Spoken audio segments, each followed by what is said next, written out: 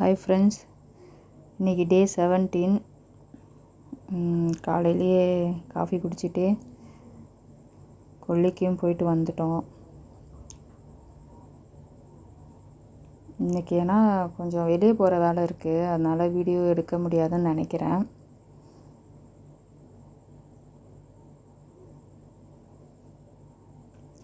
அப்புறம் கொல்லிக்கு போனோம். கொல்லிக்கு போயிட்டா எள்ளு செடிலாம் நல்லா பெருசாகவே வளர்ந்துருச்சு. இப்போது ஹைட்டாக ஆகிடுச்சு. மறுபடியும் ஒரு களை கொத்துற வேலை இருக்குதுன்னு நினைக்கிறேன். பார்ப்போம்.